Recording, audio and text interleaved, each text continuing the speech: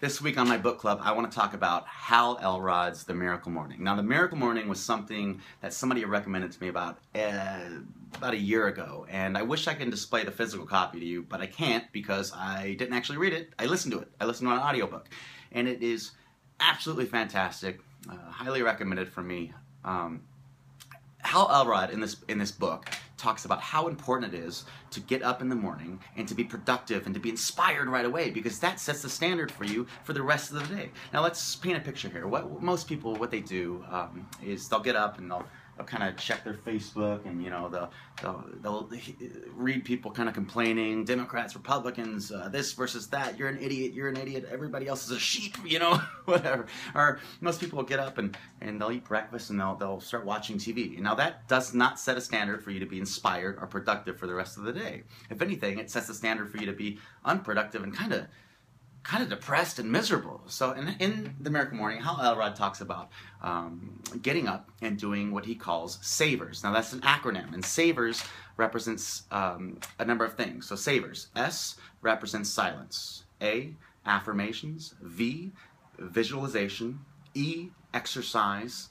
R, reading, and S, scribing, journaling, writing, whatever that may be. So what I do when I get up is just to kind of give you an idea of how my miracle morning works out.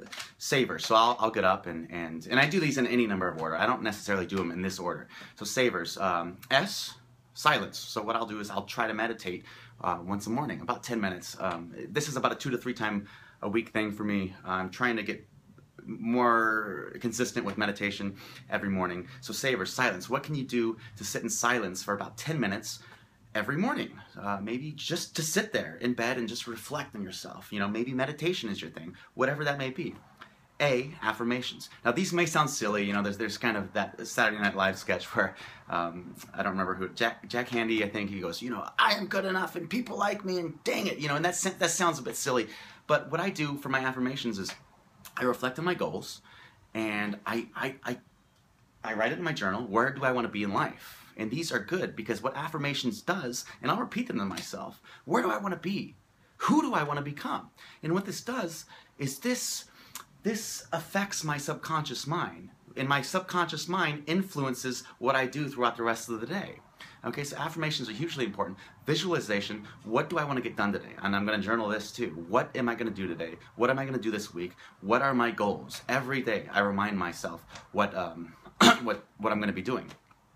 Exercise. Normally I exercise a little later on in the day just because the gym's a little less crowded in the afternoon than it is in the morning. I'll try to get some running done, some surfing, whatever that may be.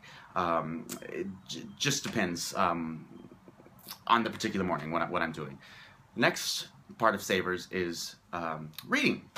So most people can't find the time to read. This is why The Miracle Morning is so important. One of the reasons is you're going to find 10 to 15 minutes every morning if you commit to it to read. Read something you want to read. Read something that you're going to learn something. It doesn't matter. Read something because it's hugely important. That's the whole reason I'm doing this book club. It's just reading is hugely important to educate yourself, to better yourself, whatever that may be.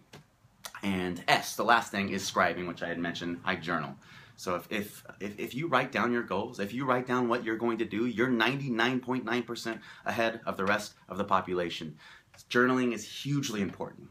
Now, that says it all with savers. Now, the best part about The Miracle Morning was, for a long time I was having problems kind of getting out of bed. It's so cozy, you're under the covers and it's kind of cold outside and you don't want to get up and, what's another 15 minutes?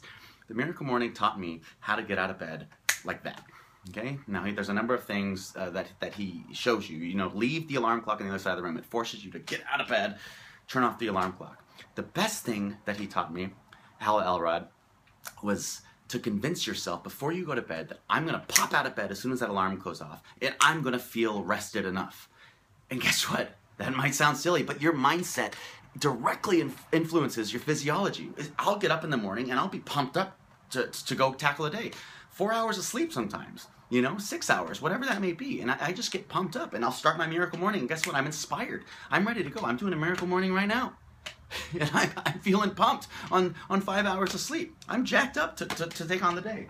So The Miracle Morning by Hal Elrod, highly recommended. Check it out, audiobook, physical copy. He's a cool guy, by the way. I follow him on Twitter, and just an awesome guy. Super inspirational. Check him out. Miracle Morning, Hal Elrod. Go get him and be good.